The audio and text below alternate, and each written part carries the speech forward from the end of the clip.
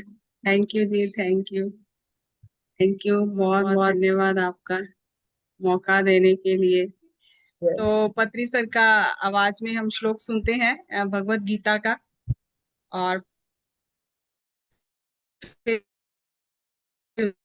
उसका व्याख्यान सुनते हैं। तो शुरू करते हैं उससे। युक्ताहार विहारस्य युक्तचेष्टस्य कर्मसु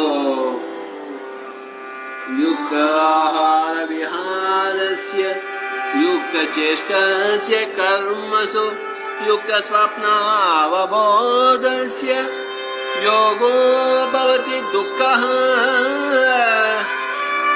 योगो भवति दुःखः योगो भवति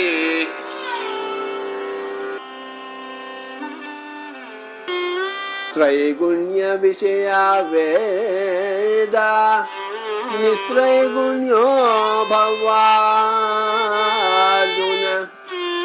निर्द्वन्द्वो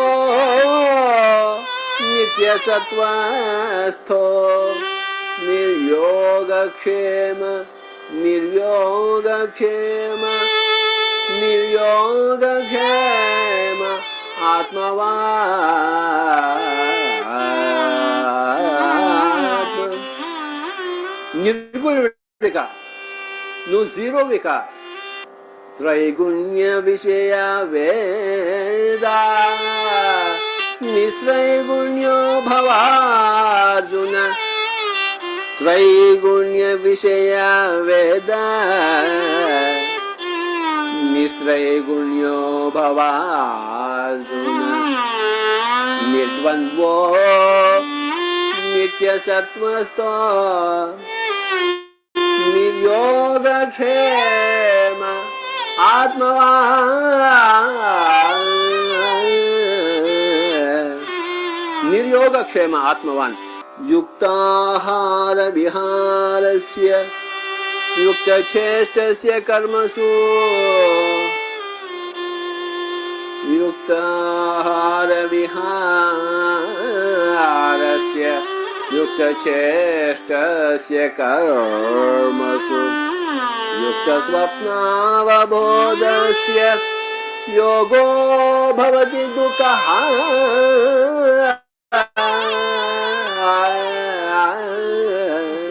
ये श्लोक है जिसमें पत्री जी ने हमें गाकर बताया है कि भगवत गीता में भी आहार की बात की गई है, और इस श्लोक में 5 सूत्र बताए गए हैं, आत्मज्ञानी बनने के 5 सूत्र। और एक श्लोक इसमें पत्री जी ने लिया, त्रैगुण्य विषया वेदा निस्त्रय निर्योग क्षेम आत्मवान। तो पहले इस श्लोक को लेते हैं कि त्रैगुण्य विषय वेदा, तो वेदों में 3 गुणों को बताया गया है। निस्त्रय गुण्यो भव अर्जुना, हे अर्जुन अर्जुन तुम 3 गुणों के पार चले जाओ। निर्द्वंद्वो, निर्द्वंद हो जाओ, डुअलिटी से अद्वैत में जाओ, द्वैत से बाहर आ जाओ। नित्य सत्वस्थ हो, नित्य सत्य में स्थित रहो। निर्योग क्षेम, आप योग क्षेम को भी त्याग दो, निर्योग क्षेम स्थिति में रहो। और आत्मवान, आत्मवत स्थिति में रहो, स्वयं में स्थित हो जाओ। तो पत्री सर बता रहे हैं कि कृष्ण भगवान अर्जुन को बता रहे हैं कि वेदों में 3 गुणों को बताया गया है। हे अर्जुन, तुम 3 गुणों के पार निर्गुण स्थिति को प्राप्त हो जाओ। 3 गुण, तमस, रजस और सत। तुम आत्मा हो, सर्व आत्मा हो, ब्रह्म आत्मा हो। तुम किसी के बारे में मत सोचो, स्वयं को जानो। निर्गुण स्थिति में रहो, द्वंद्वातीत रहो। अच्छा बुरा, शुभ अशुभ, लाभ हानि सबको छोड़ दो और सत्य की ओर बढ़ो। आत्मा, नित्य सत्य जो आत्मा है उसे जानो। और दूसरे श्लोक में कहा गया है, युक्ताहार विहारस्य युक्त चेष्टस्य कर्मसु युक्त स्वप्न बोधस्य योगो भवति ही दुःखा। युक्ताहार विहार होने से हमारा व्यवहार विहार युक्त होगा, युक्त चेष्टा से, और हमारी इच्छाएं युक्त होंगी, चेष्टाएं युक्त होंगी, और फिर कर्म भी युक्त होंगे। युक्त स्वप्न बोध से, और आहार युक्त होने से फिर स्वप्न भी युक्त आएंगे। युक्त स्वप्न अबोध से, और युक्त ही आत्मज्ञान होगा। और यही जो 5 स्टेप है, ये यही यही योग है, और यही दुख से बाहर आने का मार्ग है।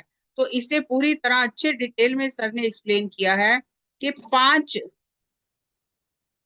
फिंगर फॉर्मूला कह सकते हैं, राइट लिविंग एंड एनलाइटनमेंट, सही जीवन यापन करने के लिए और आत्मज्ञान प्राप्ति के लिए ये 5 सूत्री कार्यक्रम है। पहला युक्ताहार विहार से, कि हमारा आहार युक्त होना चाहिए और विहार युक्त होना चाहिए। युक्त चेष्टा से, चेष्टा युक्त होनी चाहिए। फिर कर्म सुख, कर्म युक्त होने चाहिए। युक्त स्वप्न, स्वप्न भी युक्त होने चाहिए। और युक्त अबोध से, और आत्मज्ञान भी युक्त होना चाहिए। इसे डिटेल में जानते हैं। योगो भवति दुखा, यही योग है और यही दुख से बाहर आने का मार्ग है। युक्ताहार विहार से, युक्त आहार से ही युक्त विहार होगा। आत्मा धरती पर विहार करने आई है।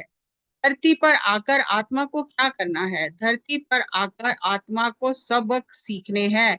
लेकिन जब आत्मा का आहार युक्त होगा, तभी उसका विहार यानी उसका आचरण, उसका व्यवहार युक्त होगा। और यही योग, जब योगी बनेंगे तभी दुख का निवारण होगा। तमोगुण, रजोगुण और सात्विक गुण के आहार को छोड़कर युक्ताहार करो। जो उचित है वही युक्त है, वही उपयुक्त है, वही आहार करो। अच्छे बुरे से बाहर जो आत्मा है, नित्य सत्य है, उसमें स्थित हो जाओ। योगाहार ही, युक्ताहार ही सही आहार है, यही सही योग है। ये बुद्धि के ऊपर का शब्द है। आहार भी समझ कर करना है, कितना लेना है कितना नहीं लेना है, आवश्यकता अनुसार आहार लेना है। रजस और तमस और सत्व आहार में ना जाकर युक्त आहार लेना है। युक्त आहार लेने वाला ही योग में आगे बढ़ेगा। आत्मा विहार के लिए धरती पर आई है। उपयुक्त आहार, अनापयुक्त आहार लेकर 3 गुणों में फंसे हैं। और अनापयुक्त आहार को छोड़कर जब युक्त आहार करेंगे, तब आत्मा का युक्त विहार होगा। इसलिए आहार समझकर लेना है, जितना चाहिए उतना ही लेना है। मांसाहार कभी नहीं करना, रक्त से परिपूर्ण आहार कभी नहीं लेना, अयुक्त आहार कभी नहीं लेना, तभी विहार युक्त होगा। विहार में भी हमें युक्त होना है, यानी दूसरों को देकर आप सुख की आशा मत करो। दूसरों को सुख देने से आपको सुख मिलेगा, यही युक्त विहार है। दूसरों को दुख देकर आप सुखी कैसे रहेंगे? युक्त चेष्टा भी होना है। अच्छा बुरा छोड़कर सच्चाई का मार्ग बताओ। आत्म ज्ञान बांटो। जहां अच्छा रहेगा वहां बुरा भी रहेगा, इसलिए इन दोनों के पार जाना है। ये दोनों एक ही सिक्के के 2 पहलू हैं। पड़ोसी के सुख में हमारा सुख भी सम्मिलित होना चाहिए, यही युक्त विहार कहलाता है। केवल अपने सुख की चेष्टा होने पर ये युक्त विहार नहीं कहलाता, ये अयुक्त होता है, उपयुक्त नहीं होता। इसी तरह नींद भी युक्त होनी चाहिए। नींद में भी निर्विचार रहना है। स्वप्न भी युक्त होने चाहिए। ज्यादा भी नहीं सोना, कम भी नहीं सोना, जितना युक्त है उतना ही सोना। लेकिन ये कैसे होगा? युक्त आहार लेने से विहार युक्त होगा। युक्त विहार होने से युक्त चेष्टा होगी। युक्त चेष्टा होने से युक्त स्वप्न होगा। और योग निद्रा होगी तभी युक्त स्वप्न होगा। इसलिए ध्यान करते करते सो जाना है। सोना भी युक्त है। सोना भी युक्त है, यानी सोना भी योग निद्रा बनेगा। तभी स्वप्न भी युक्त होंगे और तभी युक्त ज्ञान होगा, सही ज्ञान होगा। ज्ञान भी युक्त होना है। युक्त खाना, युक्त विहार, युक्त स्वप्न, युक्त युक्त ज्ञान प्राप्त करो। यानी इधर उधर से ज्ञान नहीं लेना है। सही ज्ञान क्या है? दूसरों से क्या जानना है? हमें ध्यान में बैठकर खुद को ही जानना है। वही युक्त ज्ञान है जो अनुभव से प्राप्त होता है। सही नींद होने से सही स्वप्न होते हैं। सही एंजॉयमेंट यानी सही मनोरंजन। युक्त विहार, राइट बिहेवियर। जहां भी जाएं स्वयं भी खुश रहें और दूसरों को भी खुशियां बांटें। यही सही विहार और सही मनोरंजन है, यही सही एंजॉयमेंट है। दूसरों को दुख देकर स्वयं खुश होना ये सही एंजॉयमेंट नहीं है। सही ड्यूटी क्या है? सही ड्यूटी यानी युक्त कर्म करना, अच्छा बुरा सबको छोड़कर आत्मज्ञान के बारे में ही बताना है, यही सही ड्यूटी है। जहाँ अच्छा रहेगा वहाँ बुरा भी रहेगा, ये एक ही सिक्के के दो पहलू हैं। ड्यूटी अर्थात युक्त कर्म, और युक्त कर्म होने से ही युक्त बोध होगा, युक्त चेष्टा, युक्त भोजन, युक्त विहार, यानी सब कुछ युक्त होना चाहिए, कुछ भी अयुक्त नहीं होना चाहिए। और इस योग के द्वारा ही दुख का हरण हो जाएगा, दुख का निवारण हो जाएगा। दुख के निवारण का और कोई मार्ग नहीं है, दुख दूर करने का और कोई मार्ग नहीं है। अन्यथा शरणम नास्ति, युक्ताहार, युक्त विहार, और यानी आत्मज्ञान और सत्य का मार्ग ही दूसरे को बताना है, यही सही ड्यूटी है। और युक्त नींद, जितना सोना है उतना सोएंगे, दुख निवारण का ये रास्ता ही योग है। भौतिक शरीर में रहकर युक्ताहार, युक्त विहार, युक्त चेष्टा, युक्त स्वप्न, योग निद्रा, यही सही मार्ग है। आपके दुख का कारण आपके पास योग नहीं है, और आपके दुख को दूर करने का मार्ग योग सिद्धि है।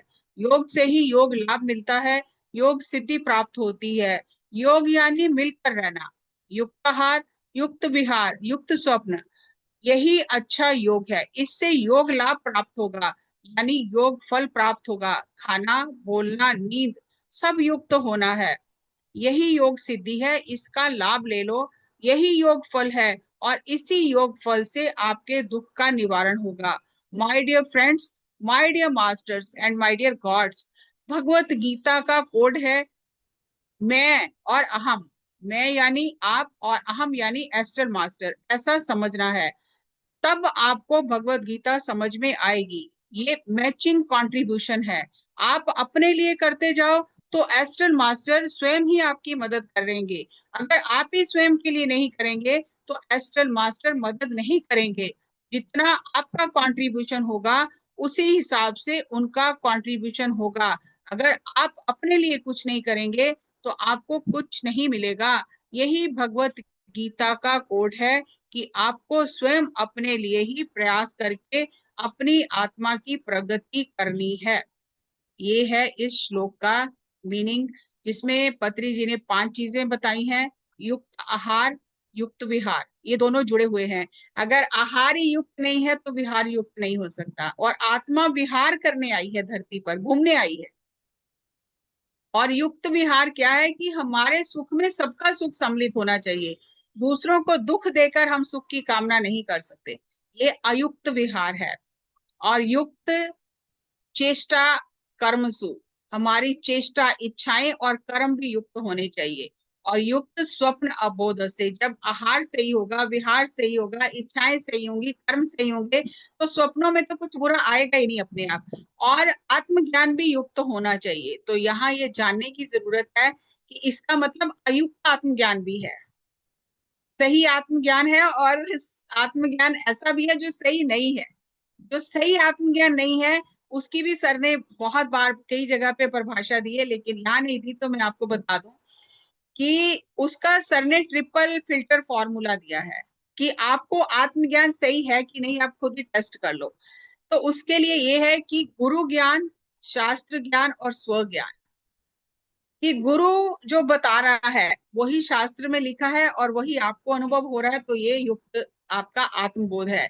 गुरु कुछ और बता रहा है, शास्त्र में कुछ और लिखा है, आपको कुछ और अनुभव हो रहा है, तो ये युक्त ज्ञान नहीं है, ये युक्त आत्मबोध नहीं है। ये जैसे पत्री जी ने समझाया कि रजस, तमस और सात्विक गुण में जब रहते हैं तो अलग अलग तरह का ज्ञान प्राप्त होता है, तो वो युक्त नहीं है। हम सभी कहते हैं मैं तो अंदर से आवाज आ रही है, आवाज तो अंदर से ही आएगी, लेकिन वो युक्त है कि नहीं उसकी परीक्षा कैसे करेंगे? तो उसके लिए फॉर्मूला है कि जो ग्रंथों में लिखा है वही गुरु बता रहा है, और वही मेरा भी अनुभव है। मेरे अनुभव को गुरु और ग्रंथ वैलिडेट कर रहे हैं, लेकिन अगर मेरे अनुभव को गुरु और ग्रंथ वैलिडेट नहीं कर रहे, आस पड़ोस वाले वैलिडेट कर रहे हैं, तो ये युक्त आत्मज्ञान नहीं है। तो हमें बार बार खुद को चेक करना है कि हमारा आत्मज्ञान युक्त है कि अयुक्त है, हमारा आहार युक्त है अयुक्त है। अब यहाँ भी देखो, सुबह भी आहार की बात हुई, तो मतलब दो चीजें हैं, युक्त और अयुक्त, उपयुक्त और अनुपयुक्त।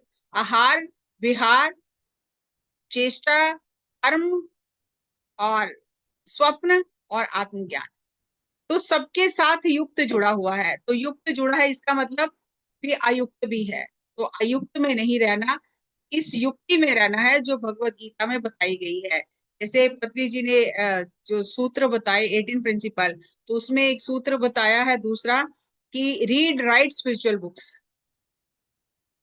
कि सही आध्यात्मिक पुस्तकें पढ़ो और दूसरों को सही आध्यात्मिक पुस्तकें पढ़ने की प्रेरणा दो। सर ने ये नहीं कहा कि जो मार्केट में अवेलेबल है सब पढ़ डालो, उसमें भी उन्होंने डेफिनेशन दी है, सही आध्यात्मिक पुस्तकें पढ़ो।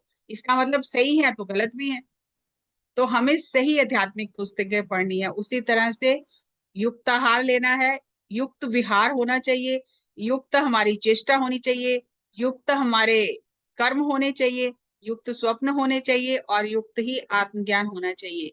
तो इसको हम एक बार स्नैपशॉट में भी देख सकते हैं कि इन शॉर्ट नटशेल में पत्री सर क्या बता रहे हैं।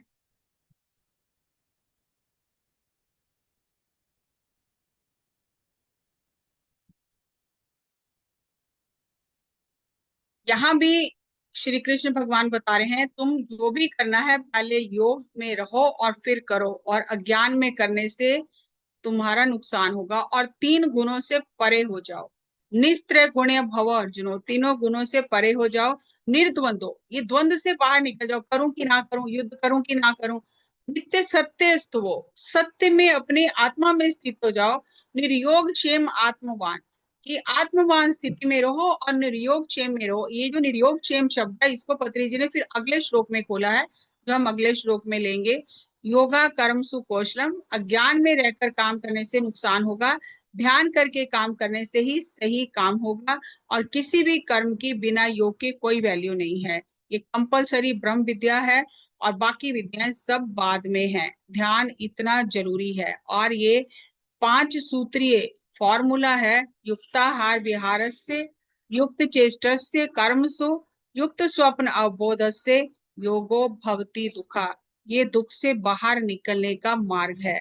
तो इस श्लोक में पत्री जी ने हमें ये बताया है कि हम ही अपने दुख का कारण हैं, कोई दूसरा हमारे दुख का कारण नहीं है। क्योंकि हमारे जीवन में योग नहीं है, युक्ति नहीं है किसी भी चीज को करने की, इसलिए हम दुखी हो रहे हैं। हमारे दुख का कारण कोई और नहीं है, योग का ना होना ही जीवन में हमारे दुख का कारण है। और जब कारण पता चल गया तो उसका निवारण अवश्य हो जाएगा। जब तक कारण पता नहीं चलेगा, उसका निवारण नहीं हो सकता है। तो ये इस श्लोक का सर ने इन डेप्थ मीनिंग बताया।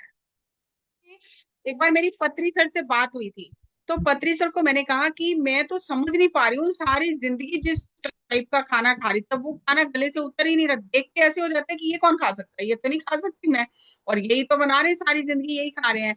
तो मतलब ये ध्यान करके आगे जा रही हूँ पीछे जा रही हूँ, समझ ही नहीं आ रही है। अब मैं कहीं भी ट्रैवलिंग, आपको मालूम है इतना करती थी, अब मैं जाके फरमाइशें करूं कि मैं ये नहीं खा सकती, मैं वो नहीं खा सकती, तो और खाती हूँ तो बहुत तकलीफ होती है। तो मैंने सर से पूछा, मैं आगे जा रही हूँ पीछे जा रही हूँ? मतलब आप तो कहते हो कि योगी ऐसा बन जाता है कि उसे कोई फर्क ही नहीं पड़ता, तो यहाँ तो जरा सा अंदर कुछ जाने से पहले ही फर्क पड़ जाता है। तो मैंने कहा, मैं इतने मास्टर्स को देखती हूँ जो हर चीज खा लेते हैं और इतना इतना खा लेते हैं और क्लासेस भी लेते हैं, घूमते भी हैं।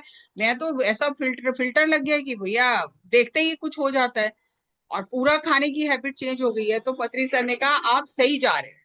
मैं ये जो आपके मन में डाउट आते हैं ना, ये डाउट दूर करने के लिए बैठा हूँ, क्योंकि मैं इन सभी स्टेजेस से गुजरा हूँ।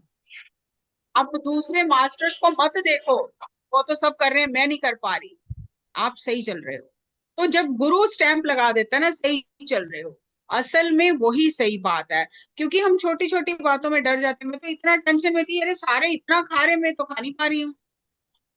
तो सर ने मुझे कहा, आप सही हो, अगर ध्यान करके आपके आहार में बदलाव नहीं आ रहा है, तो आपका ध्यान अभी आपके अंदर बदलाव नहीं करा, भ्रम में हो कि मैं बहुत बड़ा ध्यानी हो गया हूँ, लेकिन आहार में बदलाव नहीं आ रहा। एक यहाँ पे और एक्सपीरियंस में शेयर करती हूँ, क्योंकि डिस्कशन होने से ज्यादा क्लैरिटी मिलती है।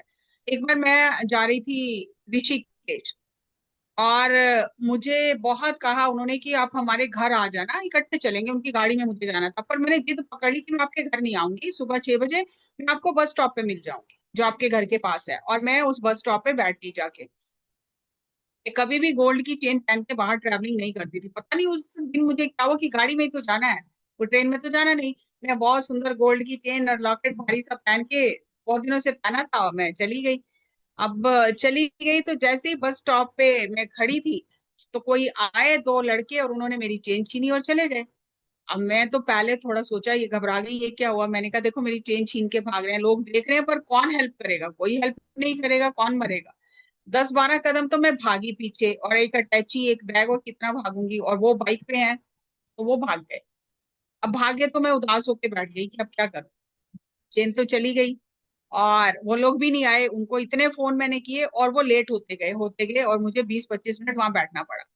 अच्छा, उसके बाद मैं, अब जितना भी कहो, लगता तो है ही मन में। अब ऐसा तो नहीं ना कि चेन चली गई तो मुझे कोई फर्क नहीं पड़ा। मैंने, अरे सबसे भारी चेन थी, लॉकेट के साथ थी, फिर मैंने इधर उधर देखा कहीं लॉकेट गिर गया हो तो चलो लॉकेट ही उठा लूं।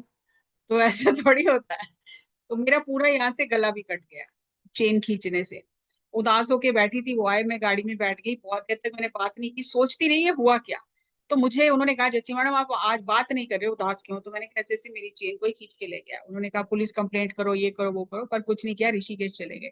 अब प्रोग्राम में मैं स्टेज भी होस्ट कर रही हूँ, सर से भी मिली हूँ, सब कुछ कर रही हूँ, और मेरे जलन हो रही है बहुत। और मुझे सर से बात करने का टाइम नहीं मिला। वो उस व्यक्ति की आंखें मेरे आगे से हट नहीं रही हैं। जब वो, उसने मेरी आंखों में आंखें डाल के कहा, माता जी आपको वो बुला रहे हैं, क्योंकि मेरे पास अटैची थी। और जैसे ही मैंने ऐसे करके देखा, वो चेन खींच के भाग गया, जबकि कोई था ही नहीं वहां बुलाने वाला। मैं तो इंतजार कर ही रही थी। बस वो ऐसा हो जाता है, वो चीजें ना बिल्कुल जैसे फिट बैठ जाती हैं उसमें। फिर 1 महीने बाद सर दिल्ली आए। तो मैंने सर से कहा, सर आप जो कहते हो ना कि जो योगी होता है उसे कोई फर्क नहीं पड़ता, सोना मिट्टी एक समान है, कोई दुख सुख मान अपमान से परे हो जाता है, मैं को कुछ नहीं है। अभी तो, अभी तक मेरे मतलब सामने से उसकी आंखें नहीं हट रही हैं उस व्यक्ति की।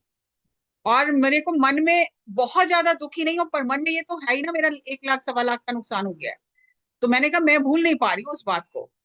और मेरे बाद में मन में ये भी आ रहा है कि ये मैं चेन बेच के सितार सीख लेती तो कम से कम 5 साल सितार सीख सकती थी। तो ऐसे करके मैंने सर को कहा कि सर ये सब आप ऊपर झाड़ पे चढ़ा रहे हो, कुछ ज्ञान व्यान नहीं हुआ, अभी मुझे पता चल गया मुझे। तो सर ने इतने अच्छे से मुझे समझाया कि जैसी मैडम, आपका अनुभव बिल्कुल सही है, ऐसा ही होना चाहिए, ऐसा ही होता है, क्योंकि हम मनुष्य शरीर में हैं। आप भावनाओं से रहित नहीं हो गए, एक एक पत्थर नहीं हो गए कि जिसे कोई असर नहीं होता आपको। वो गया, वो सोना सोना ही है। ये कहने की बात है कि सोना सोना है, मिट्टी मिट्टी है, लेकिन नहीं। जब वास्तविक इस धरती की रियलिटी में सोना सोना है, मिट्टी मिट्टी है। तो वो जो आपके अंदर में ये जो थोड़ा चल रहा है, ये चलना चाहिए।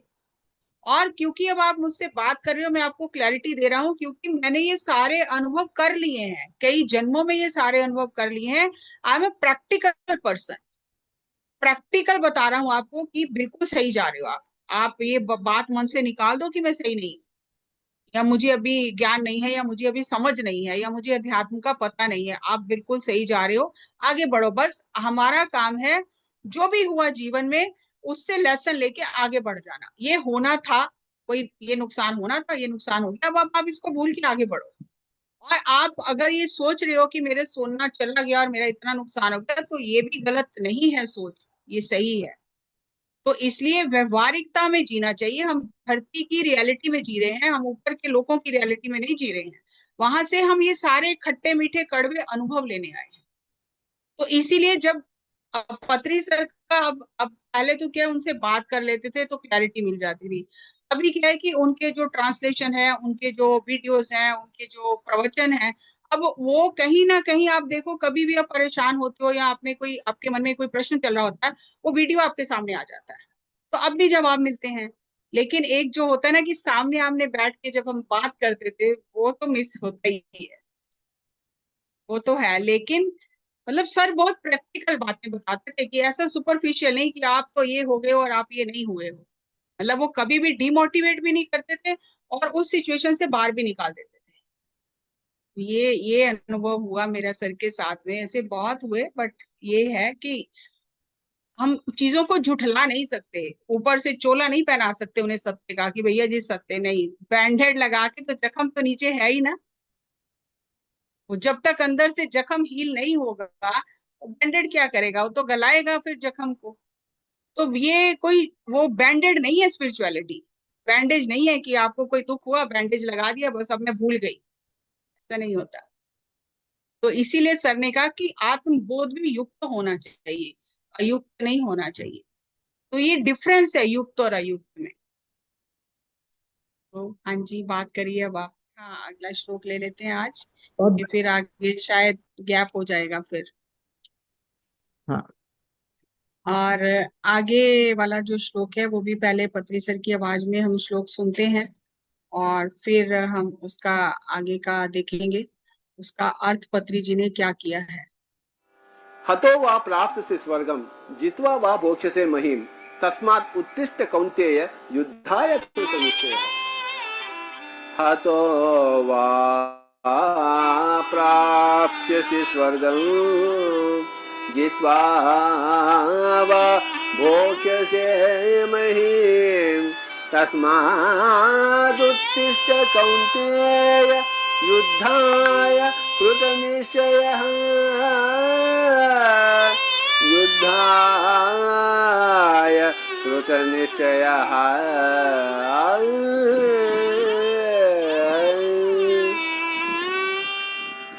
हतो वा प्राप्स्यसि स्वर्गं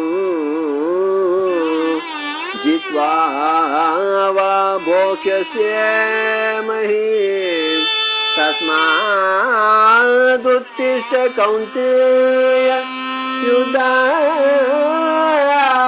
कृतनिश्चयः।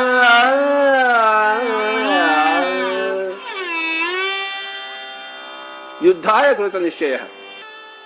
हतो वा प्राप्स्यसि स्वर्गं जित्वा वा भोक्ष्यसे महीम् तस्मादुत्तिष्ठ कौन्तेय युद्धाय कृतनिश्चयः।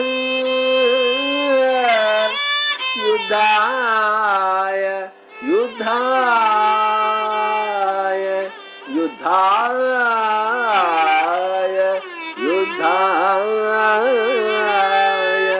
युद्धाय कृतनिश्चयः।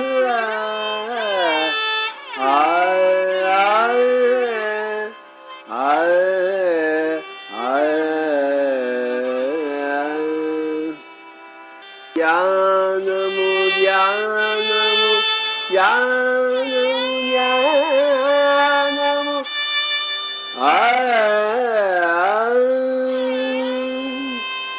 त्रैगुण्य विषया वेदा निस्त्रैगुण्यो भवार्जुन निर्द्वन्द्वो नित्यसत्त्वस्थो निर्योगक्षेम आत्मवान् आत्मवान्। श्लोक में जो पत्री जी ने व्याख्या दी है अब उसे सुन लेते हैं। हतो वा प्राप्स्यसि स्वर्गम, कृष्ण भगवान अर्जुन को कह रहे हैं कि अगर तुम्हारी मृत्यु हो जाती है तो तुम स्वर्ग को प्राप्त करोगे। जित्वा वा भोक्ष्यसि महीम, अगर जीत जाते हो तो धरती का राज मिलेगा। तस्माद तस्मादुत्तिष्ठ कौन्ते, इसलिए हे अर्जुन उठो और युद्ध का निश्चय करो। युद्धाय कृत निश्चय, युद्ध का दृढ़ निश्चय करो। डोलायमान चित्त मत रखो, क्योंकि अगर तुम मारे जाओगे, अगर तुम मारे जाओगे तो तुम्हें स्वर्ग मिलेगा। अगर जीवित रहोगे तो धरती का राज मिलेगा। तुम अपने गुण के अनुसार अपने क्षत्रिय धर्म का पालन करो और युद्ध का दृढ़ निश्चय करो। विजय मिलेगी तो धरती का राज भोगोगे, अगर मर गए तो स्वर्ग लोक का राज मिलेगा। मृत्यु शरीर की है, आत्मा की कोई मृत्यु नहीं है। इसलिए युद्धाय कृत निश्चया, की परिस्थिति को देखकर चित्त को डोलायमान नहीं करो और युद्ध का दृढ़ निश्चय करो। धर्म अपने गुण के अनुसार ही धर्म होता है। युद्ध में आकर मैं युद्ध नहीं करना चाहता हूँ, इस द्वंद में ना रहो। युद्ध का दृढ़ निश्चय करो। ध्यान करना है तो दृढ़ निश्चय से ध्यान करो। युद्ध करना है तो दृढ़ निश्चय से युद्ध करो। संदेह में नहीं रहना। संसार में रहना है, संसार चलाना है तो दृढ़ निश्चय से संसार चलाओ। अरे मैं तो शादी करके फंस गया हूँ, ऐसा नहीं सोचना। जो भी करना है दृढ़ निश्चय से करो और आगे बढ़ो। द्वंद में नहीं रहना है। जो भी काम करना है दृढ़ निश्चय से करो। विजय मिले या अपजय मिले, स्वर्ग मिलेगा या धरती का राज मिलेगा, इस विचार को छोड़कर अपना कर्म करो। सोच विचार को रोककर कर्म करो। फल मिला या नहीं मिला इसकी बात छोड़ दो। काम करते रहो। युद्ध करते करते आगे बढ़ो। तुम अपनी शक्ति का प्रदर्शन करो। अगर हार गए सो व्हाट, या तुम उनके हाथ से मरोगे या वो तुम्हारे हाथ से मरेंगे, तो क्या हुआ? युद्ध क्षेत्र में आकर ऐसा क्यों सोच रहे हो कि मैं युद्ध नहीं करूंगा? सोच को छोड़कर कर्म करो। योग स्थिति में रहकर युद्ध करो। वेद व्यास जी ने कहा योग स्थिति में रहो, योगस्थ कुल कर्माणि। योग स्थिति में रहकर कर्म करो। योग स्थिति प्राइमरी है और कर्म सेकेंडरी है। योग स्थिति बेसिक है। पहले ध्यान करो फिर अपना काम करो। अब जो शरीर मिला है उसी से काम करो। मैं स्त्री हूँ, मैं पुरुष नहीं हूँ, मैं क्या कर सकती हूँ? मैं पुरुष हूँ, मैं स्त्री नहीं हूँ, इस तरह के द्वंद में ना रहो। इस शरीर में, इस लोक में, इस जन्म में ध्यान करके योग स्थिति में रहकर कर्म करो। जय मिले या अपजय मिले, दोनों को समान रूप से स्वीकार करते हुए कर्म करते हुए आगे बढ़ो। योग स्थिति में रहकर कर्म करो। योग स्थिति में कैसे रहेंगे? योग स्थिति में रहने के लिए हाथों को क्रॉस करो और पैरों को क्रॉस करो और सांसों के साथ एक हो जाओ। सांसों के साथ एक होकर ध्यान करो। हे अर्जुन, वेदों में 3 गुणों को बताया गया है। तुम गुणातीत हो जाओ, निर्गुण हो जाओ, जिज्ञासु से ज्ञानी हो जाओ, नर से नारायण हो जाओ, निर्द्वंद हो जाओ, योग से योगेश्वर हो जाओ। तुम जीरो हो जाओ। सरगुण से भी परे निर्गुण हो जाओ, निर्द्वंद हो जाओ, सुख दुख से परे हो जाओ, जन्म मरण से परे हो जाओ, जय अपजय से परे हो जाओ, मान अपमान से परे हो जाओ, कर्म योग से भी परे हो जाओ, शीत उष्ण से परे हो जाओ, निर्द्वंद होकर नित्य सत्य में स्थित हो जाओ, निर्योग क्षेम से परे आत्मवान स्थिति में पहुंच जाओ। निर्योग क्षेम यानी योग क्षेम की भी चाहत ना होना। भगवत गीता में 2 जगह योग क्षेम शब्द आया है। एक जगह कृष्ण भगवान ने कहा है कि तुम ध्यान करो, तुम्हारा योग क्षेम मैं देख लूंगा। और यहाँ कह रहे हैं तुम योग क्षेम की चाहत छोड़ दो, आत्मवान आत्मज्ञानी बनो, यानी छोटी क्लास से बड़ी क्लास में आ जाओ। 4 तरह के लोग होते हैं, आर्थो, अर्थार्थी, जिज्ञासु और ज्ञानी। तुम इन सब से ऊपर आत्मज्ञानी बनो। पहले तुम ध्यान करो। पहले कहा है योगक्षेम में रहो, मैं आपकी देखभाल करूंगा, मैं आपके संसारिक और प्रपंचिक सब काम देख लूंगा।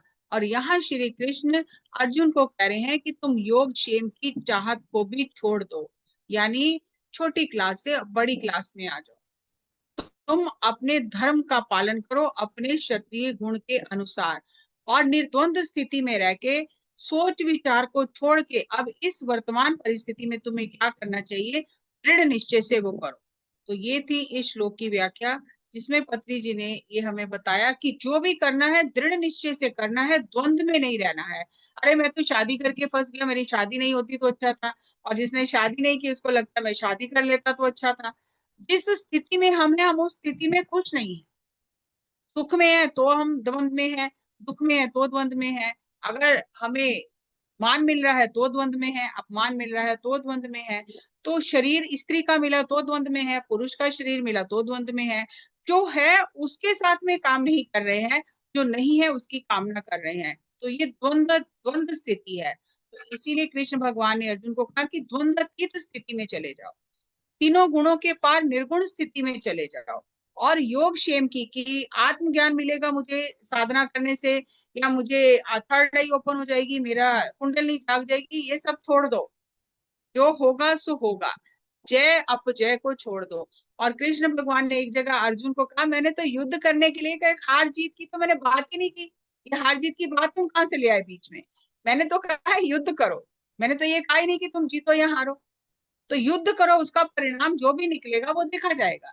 तो तुम्हें तो दोनों तरह से फायदा है, या तो तुम्हें स्वर्ग का राज मिलेगा या धरती का राज मिलेगा।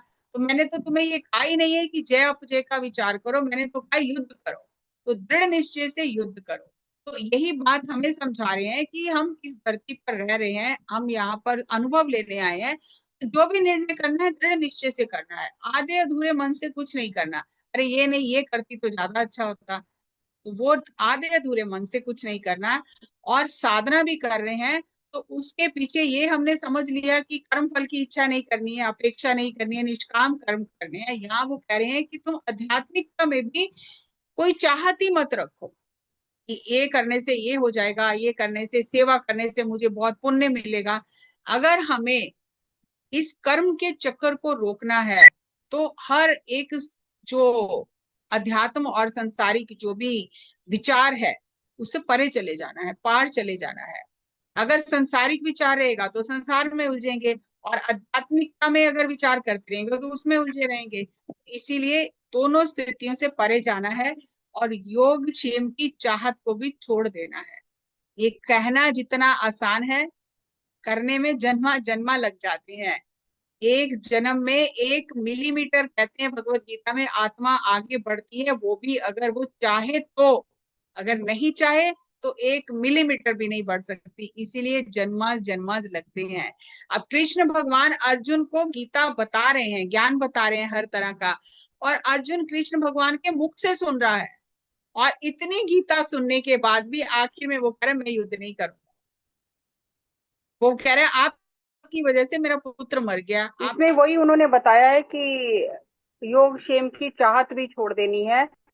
सक्सेस मिले या फेलियर मिले, काम करना है, आगे बढ़ते जाना है, रुकना नहीं है। जब हम फल की इच्छा रखते हैं ना, या ध्यान भी करते हैं जैसे कि 40 दिन में मेरी ये बीमारी ठीक हो जाएगी, मेरा ये हो जाएगा, मेरी नौकरी लग जाएगी, वो हम आगे उस प्रोसेस को, मतलब जो प्रक्रिया है यूनिवर्स की, उसको डिले कर देते हैं अपना दिमाग लगा के।